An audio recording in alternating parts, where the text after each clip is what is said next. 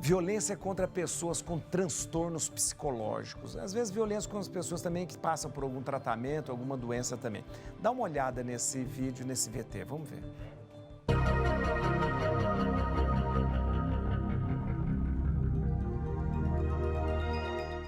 As pessoas que sofrem de transtornos mentais graves estão muito mais sujeitas a serem vítimas da violência do que o restante da população. Em um estudo que avaliou o impacto da redução dos leitos psiquiátricos disponíveis, priorizando o atendimento em geral, foram entrevistados quase 1.000 pacientes com transtornos psiquiátricos graves, levando em consideração o envolvimento desses pacientes em situações de violência nos últimos 12 meses. E os resultados foram alarmantes, pois revelaram que mais de 1/4 desses pacientes haviam sido vítimas de crimes violentos naquele período. O fato é que a doença mental pode levar à morte, sendo um perigo tanto para a pessoa portadora do transtorno quanto para terceiros. Mas fica claro que o maior risco para eles é a de serem vítimas de atos agressivos.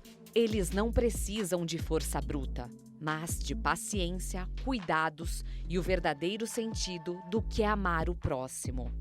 Começa agora o Papo Reto. Acompanhe. É uma coisa muito séria para a gente conversar. Nós temos uma constatação que a gente chega até nós de que muitas pessoas com transtornos psicológicos ou até passando por tratamento psiquiátrico são vítimas. Olha que importante a gente saber, são vítimas de violência. Né? Não que elas provoquem a violência, mas elas são vítimas. Talvez levado pela incompreensão que as pessoas que ao redor têm diante daquela situação, essas pessoas passam a ser vítimas. E não é vítima somente uma vítima moral, uma vítima simplesmente de um xingamento. Às vezes vítimas de violência física mesmo, fazendo com que essa pessoa possa até ser machucada ou até perder a vida. Para isso, gente, eu vou conversar e quero já agradecer, eu vou conversar hoje com a nossa psicóloga Raquel Munhoz. Raquel Munhoz é psicóloga e psicodramática, experiências nas áreas clínicas e jurídicas também. A Raquel, ela é natural de Paulo de Faria, mas ela mora e trabalha hoje em São José do Rio Preto, em São Paulo. Eu recebo com muito carinho e agradeço muito, imensamente mesmo pela sua dedicação, pelo seu tempo, por dispor do seu tempo hoje para conversar com a gente. Muito obrigado, seja bem-vindo, Raquel. Olá, padre, eu que agradeço o convite, estou feliz de estar aqui. Boa tarde aos telespectadores. É um prazer estar aqui com vocês. Raquel, muito obrigado. Eu queria já começar falando e conversando com você e perguntando para você especificamente o seguinte. Nós vivemos com uma realidade diferente hoje no Brasil, também no mundo todo, para o tratamento da doença psiquiátrica, dos transtornos também psicológicos. Nós não temos mais a internação. Aliás, somente em casos muito graves nós temos a internação, tá? Mas os sanatórios, os manicômios, eles foram acabando. Então nós temos um número muito grande de pessoas que não estão encerradas nos sanatórios e estão mais expostas à sociedade. É uma realidade essa? Nós temos mais pessoas com transtorno psiquiátrico ao nosso lado hoje?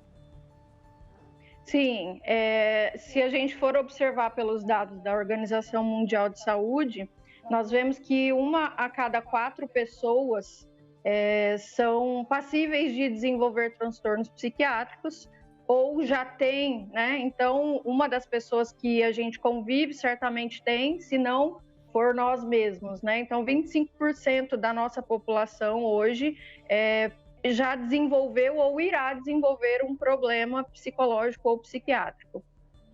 Então, com relação aos leitos, né, psiquiátricos que o senhor acabou de falar, se é uma realidade ou não ter mais pessoas entre nós, sim, é uma realidade a partir da reforma psiquiátrica que veio há cerca de 30 anos atrás, né, depois a luta antimanicomial, nós temos aí uma mudança desse quadro que é muito favorável, muito positivo na nossa sociedade, uma vez que trancafiar os adoecidos, né, em hospitais acaba segregando eles da sociedade, o que não é bom para o tratamento e a recuperação deles.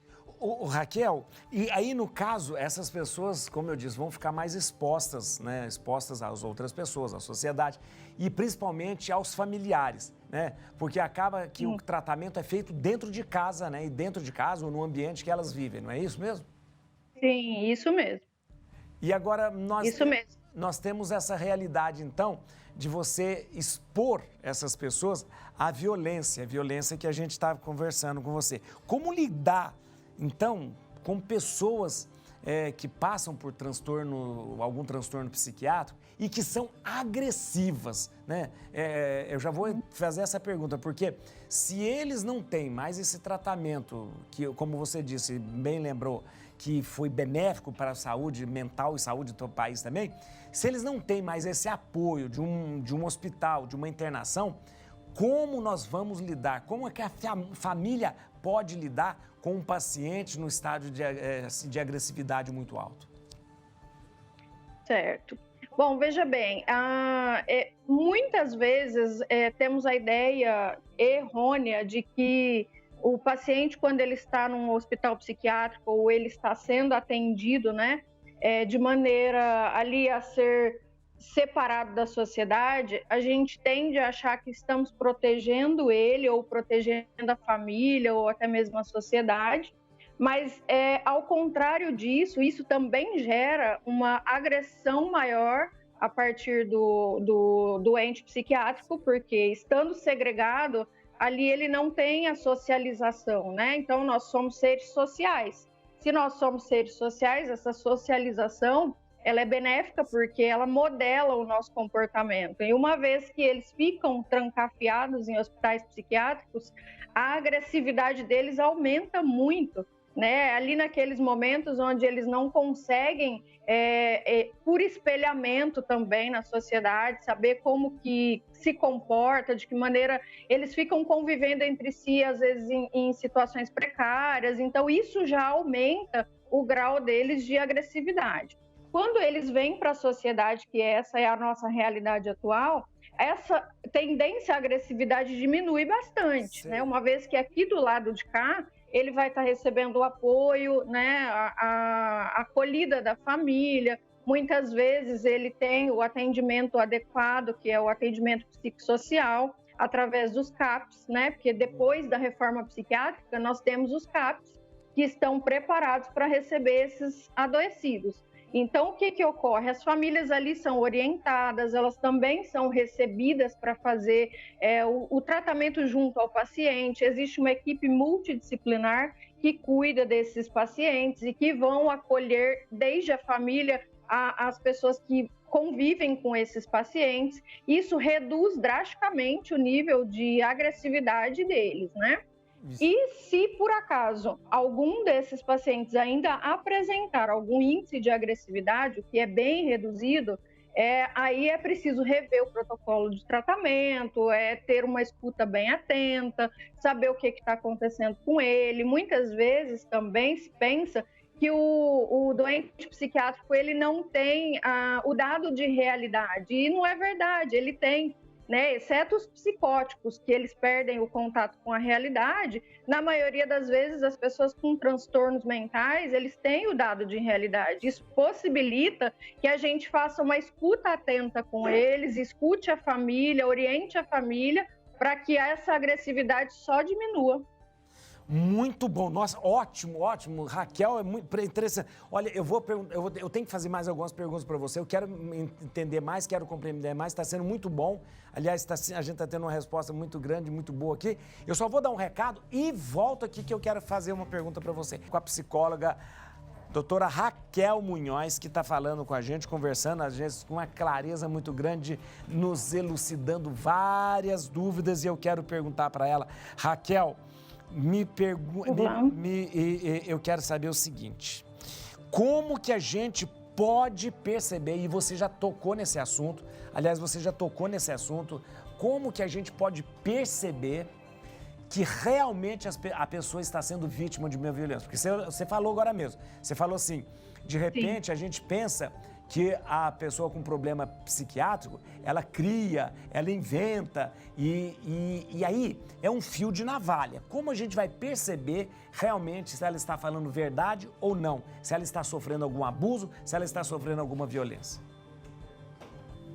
Sim, essa é uma questão bastante delicada, né? Como o senhor falou, é um fio de navalha mesmo. Por isso que é muito importante ter vários profissionais envolvidos no tratamento do adoecido, uma vez que só o medicamento não vai resolver, né? Ele precisa da fala, ele precisa da escuta, ele precisa ser acompanhado por uma equipe multidisciplinar, às vezes ele se expressa através de arte ou de pintura, da argila, ele vai se expressar de maneiras mais diversas, e nessas maneiras os profissionais que são capacitados para lidar com o transtorno mental, ele adquire, né, a clareza e a experiência de perceber se na fala dele tem algo distorcido, se ele está criando, se ele está inventando, se aquele mundo dele é fantasioso de fato. Então, além dele expressar e dele colocar ali a energia dele para que ele consiga ter uma queda na ansiedade e uma série de outras coisas, a gente também avalia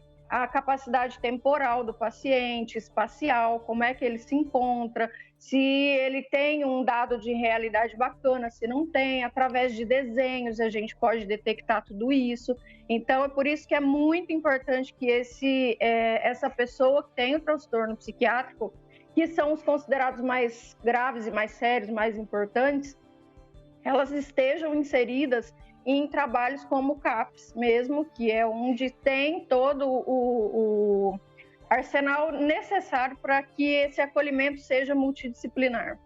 Doutora, a gente teve notícia de casos que dois pacientes que estavam juntos e sozinhos e de repente não tinha ninguém perto deles e eles sofreram, não sei se de repente algum surto, alguma coisa, e um praticamente quase matou o outro, justamente violentando com socos e pontapé, a ponto do outro ficar em coma também, né? Então nós temos também esse tipo de reação violenta entre os pacientes também, né? Sim, existe sim. Especialmente aqueles casos mais graves, como eu estava falando, né? Por exemplo, o paciente que é psicótico, né? Às vezes ele pode apresentar muitos comportamentos. Ele escuta vozes, né? Ele tem alucinação, ele tem delírios. Essas alucinações, elas podem ser visuais, elas podem ser auditivas. Também eles têm a perceptoriedade, que é uma característica bastante forte no transtorno psicótico, por exemplo, que a gente tem aí os esquizofrênicos, né? Que estão nessa categoria. Então, o que ocorre? Às vezes eles escutam vozes, eles pensam que o colega deles que está provocando, que está falando, e muitas vezes não é nada disso, né? Às vezes não está ocorrendo. Por quê? Porque ele está faltando o tratamento adequado, ele não tem o respaldo necessário. Então, se esse paciente ele não tiver acompanhado por uma equipe, por exemplo, isso é muito comum de ocorrer em casos graves. Então, vamos supor que tenha ali uma situação hipotética de alguém que esteja passando por uma crise psicótica, né? E de repente ele ouve algo, né? Tipo, olha, o fulano está falando de você. Ou ele está dizendo que você é isso, aquilo, e apresenta ali argumentos que só a mente dele entende. Ele vai partir para cima do fulano, né? Porque ele está ouvindo, ele acha que aquilo é real, mas não é. Então, acontece muito esses conflitos entre os problemas de relacionamento entre. Por isso que não é interessante colocar esses adoecimentos psiquiátricos tudo dentro de um local só, por exemplo, o hospital psiquiátrico, uma vez que aquilo lá vai fazer com que, em vez dele ter um tratamento adequado, ele fique fechado, né, e esteja sujeito, inclusive, a esse tipo de coisa. E acontecendo lá dentro, quem vai controlar, né? É muito... já aconteceu casos de pessoas que colocam fogo, por exemplo, na cabeça de outra, porque vê coisas, né? Eu vejo larvas na cabeça do meu filho, eu vou lá e coloco fogo, mas eu quero o quê? Matar as larvas, eu não quero matar o meu filho, entende? Então, essas alucinações, esses delírios que ocorrem, são passíveis de serem vistos como violência.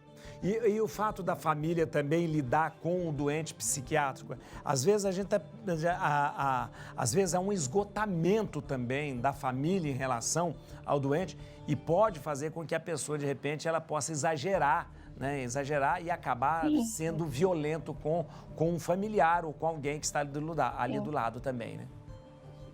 Sim, isso é uma preocupação muito grande, né? O que ocorre bastante também, porque a pessoa com transtorno psiquiátrico, ela tem um funcionamento peculiar, ela tem um funcionamento rígido muitas vezes, né? Ela vai se alterar, ela vai precisar de cuidados que uma pessoa considerada saudável mentalmente não precisa. Então, realmente ocorre esse esgotamento, sim, e é a partir desse esgotamento que, às vezes, o familiar da pessoa com transtorno precisa ser acolhido também.